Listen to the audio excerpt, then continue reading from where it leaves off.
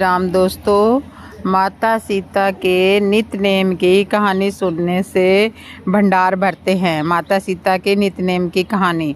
यह कहानी माता सीता कहती थी और श्री राम जी सुना करते थे। एक दिन भगवान श्री राम को किसी काम के लिए बाहर जाना पड़ गया तो माता सीता कहने लगी, प्रभु मेरा तो 12 वर्ष का नित्य-नेम है। नित्य-नेम की कथा मैं आप किसको सुनाऊंगी? आप बाहर जाएंगे तो मैं अपनी कहानी किसे सुनाऊंगी? भगवान श्री राम ने कहा कि आप कुएं की पाल पर जाकर बैठ जाना और वहाँ जो औरतें पानी भरने आएंगी उन्हें अपनी कहानी सुना देना। माता सीता कुएं की पाल पर जाकर बैठ जाती है। एक स्त्री आई, उसने रेशम की जरी की साड़ी पहनी हुई थी और सोने का घड़ा ले रखा था। माता सीता उसे देखकर कहती है कि बहन मेरा 12 वर्ष का नित्य-नेम की कहानी सुन लो। पर वह स्त्री बोली कि मैं तुम्हारा नित्य-नेम की कहानी सुनूंगी तो मुझे घर जाने में देर हो जाएगी और मेरी सास मुझसे लड़ने लगेगी। उसने कहानी नहीं सुनी और चली गई।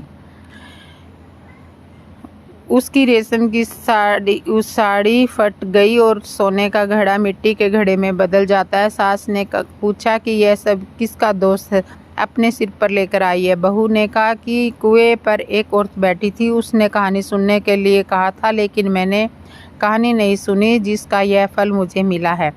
बहू की बात सुनकर अगले दिन वह वही साड़ी और वही घड़ा लेकर सास कुएं की पाल पर गई। सास को वहीं माता सीता बैठी हुई मिली तो माता सीता ने कहा कि बहन मेरी कहानी सुन लीजिए। सास बोली कि एक बार की छोड़ो, मैं तो 4 बार आपकी कहानी सुन लूँगी। राम आए, लक्ष्मण आए, देश के पुजारी आए, नित्य नेम का नेम लाए, आओ राम बैठो राम, तपी रसोई जीमो राम, माखन मिश्री खाओ राम, दूध पतासा पियो राम, सूत के पलका मोठो राम, साल दुसाला पोठो राम, साल दुसाला ओढ़ो राम, जब बोलूं जब राम ही राम, राम संवारे सबके काम। तो इस तरह से खाली घर भंडार भरेंगे, सबका बेड़ा पार करेंगे। श्री राम जय जय राम। सास बोली कि बहन कहानी तो बहुत अच्छी है। कहानी सुनकर सास घर चली गई और उसकी साड़ी फिर से रेशम की जरी की बन गई और मिट्टी का घड़ा फिर से सोने के घड़े में बदल गया। बहू कहने लगी, सासू माँ आपने ये सब कैसे किया? सास ने कहा कि बहू तू तो दोष लगा कर आई थी और मैं अब इस दोष को उतार कर आ रही हूँ। बहू ने फिर पूछा कि वह कुएं वाली स्त्री कौन है? सास बोली कि वो माता सीता थी। वे पुराने से नया और नए से पुराना कर देती हैं और खाली घर में भंडार भर देती है। वह लक्ष्मी जी का वास घर में कर देती है और लोगों को जो भी इच्छा उसे पूरा कर देती है। बहू बोली कि ऐसी कहानी मुझे भी सुना दो। सास बोली कि ठीक है, तुम भी सुनो और सास ने कहानी शुरू कर दी। कहानी सुनकर बहू बोली कि कहानी तो बहुत अच्छी है। सास ने कहा कि ठीक है, इस कहानी को रोज़ कहा करेंगे।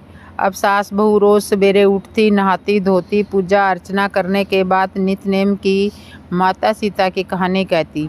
एक दिन उनके यहाँ एक पड़ोस की औरत आँच लेने के लिए आई और बोली कि बहन जरा सी आँच दे दो। तो सास बोली कि आँच तो अभी तक हमने नहीं जलाई है। पड़ोसन ने कहा कि तुम लोग सुबह 4 बजे से उठकर क्या कर रहे हो? फिर उन्होंने कहा कि सुबह उठकर हम पूजा पाठ करते हैं, फिर माता सीता की नित्य-नेम की कहानी कहते हैं। पड़ोसन ने उनकी बात सुनकर फिर कहा कि माता सीता की कहानी कहने से तुम्हें क्या मिलता है? वह बोली कि इनकी कहानी सुनने से घर में भंडार भर जाते हैं, सारे काम सिद्ध हो जाते हैं, मन की इच्छा भी पूरी हो जाती है। पड़ोसन कहती है कि बहन मुझे भी यह कहानी सुना दो। फिर तो वह बोली कि ठीक है, तुम भी यह कहानी सुन लो।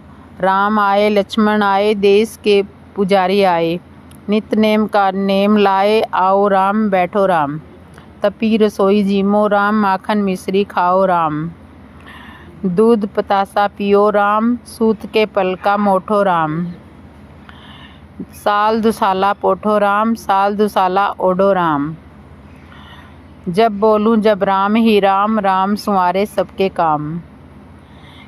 खाली घर भंडार भरेंगे, सबका बेड़ा पार करेंगे। तो पड़ोसन जय जय राम, जय श्री राम, जय जय राम। तो पूरी कहानी सुनने के बाद पड़ोसन कहने लगी, बहन कहानी तो बहुत अच्छी है। अब यह पड़ोसन भी नित्य नेम माता सीता की कहानी कहने लगी। कहानी कहने से माता सीता ने पड़ोस के भी भंडार भर दिए। अब तो पूरे मोहल्ले में नित्य नेम की कथा चल पड़ी। हर किसी की मनोकामना पूरी होने लगी। हे सीता माता, जैसे आपने सबके भंडार भरे वैसे ही आप हमारे भी भंडार भरना, कहानी सुनने वालों के भी और कहानी कहने वालों के। तो ये थी माता सीता के नित्य नेम की कहानी। राम और सीता की एक अद्भुत कहानी। कहानी त्रेता युग की है। भगवान श्री राम के वनवास का 13वां साल चल रहा था। वनवास के 14 साल पूरे कर अयोध्या लौटने की तैयारी हो रही थी। तभी एक दिन माता सीता का हरण हो जाता है। सीता हरण से तीनों लोकों के स्वामी माने जाने वाले प्रभु श्री राम व्याकुल हो उठते हैं।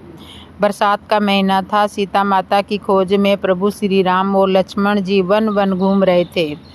बादल गरजने की तेज आवाज़ भी प्रभु श्री राम के मन को डराती थी, क्योंकि उनकी पत्नी सीता जी उनके साथ नहीं थी।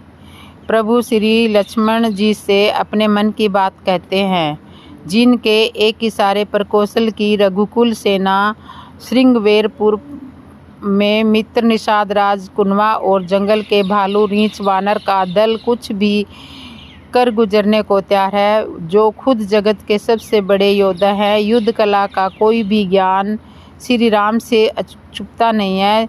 जिस मन को तीनों लोकों का विजेता रावण और बड़े बड़े दानव भी डरा नहीं सका, प्रभु श्री राम का यह अडिग विशाल मन अपनी पत्नी सीता के विरह में परेशान हो उठता है। बच्चों की तरह व्याकुल होकर प्रभु श्री राम जंगल में मिलने वाले हर किसी से सीता माता का पता पूछते चलते हैं। सीता माता को खोजते हुए प्रभु श्री राम पशु पक्षियों और कीट पतंगों तक से भी पूछते हैं कि क्या तुमने हिरण जैसी आंखों वाले मेरी सीता को कहीं देखा है। भगवान श्री राम और रामायण में काफ़ी सारी चीज़ें सीखी जा सकती है, लेकिन आज हम बात रिश्ते के परीक्षण में करेंगे। जब प्रेम में प्रेरणा लेने की बात आती है तो सहज रूप से हमारे जहन में युगल रूप में राधा कृष्ण आते हैं। निश्चित रूप से दोनों प्रेम के अनूठे उदाहरण हैं, लेकिन भगवान राम का मन भी कम प्रेम नहीं है सीता के प्रति। राधा कृष्ण के प्रेमी रिश्ते से इतर राम और सीता का वैवाहिक रिश्ता परिपक्व और समझदारी भरा रिश्ता है। सीता राम से सीखे रिश्ते के ये 5 सबक।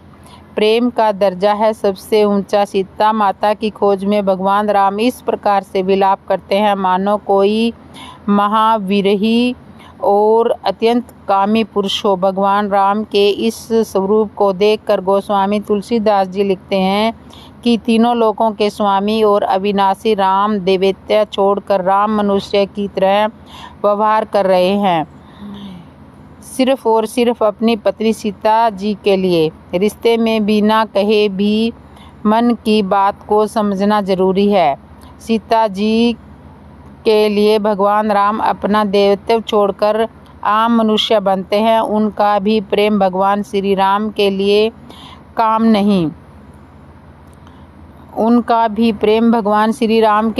नहीं। सीता माता बिना कहे भगवान श्री राम के मन की बातें जान लेती है। वनवास को जाते समय केवट ने भगवान राम, लक्ष्मण और सीता जी को अपनी नाव में बिठाकर गंगा पार उतारा था। ऊंच नीच बड़े छोटे का भेद न मानने वाले भगवान राम केवल केवट को अपनी मजदूरी देना चाहते थे, लेकिन अयोध्या का राज्य त्याग कर मुनि वेश में वन में आए भगवान राम के पास केवट को देने के लिए कुछ भी नहीं है। भगवान राम नाव से उतरते हुए संकोच करते हैं। बिना एक शब्द के कहे सीता माता तुरंत उनका मन भांप लेती है और अपनी अंगूठी उतारकर श्री राम जी को देती है, ताकि भगवान राम केवट को अपनी मजदूरी दे सके। साथी को देखने के लिए चकोर सी आंखें हैं जरूरी।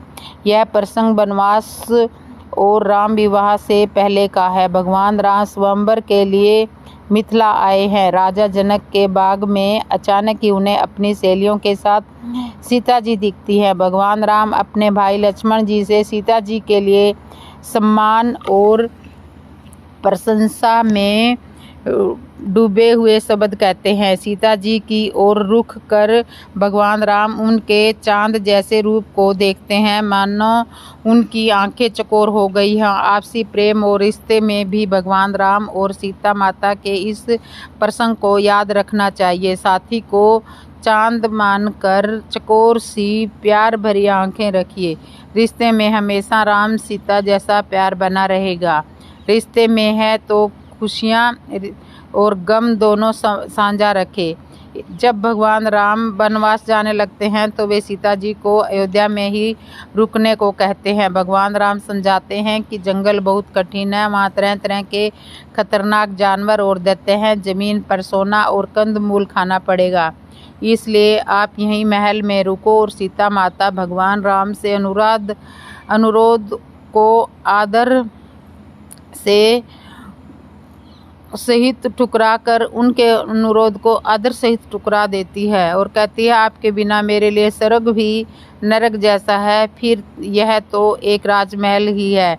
भगवान राम सीता जी के इस भाव को झुठला नहीं पाते और साथ वन की ओर चले जाते हैं। रिश्ते की परख के लिए कोई भी उपमा अधूरी।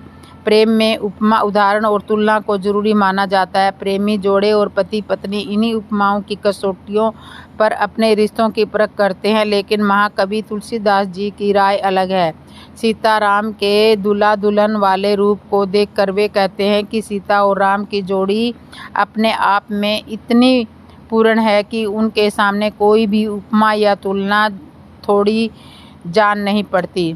शादीशुदा जिंदगी में इस प्रसंग से सीख लेकर आवश्यक तुलना और साथी से कुछ अलग गुजरने की नाहक उम्मीद छोड़ देनी चाहिए। यहाँ सीखने वाली बात यह है कि कोई भी रिश्ता अपने आप में पूर्ण है। उसकी तुलना सिर्फ उसी रिश्ते से हो सकती है, किसी बाहरी चीज़ से नहीं। रिश्ते तो साथी को किसी भी कसौटी पर कसना ठीक नहीं।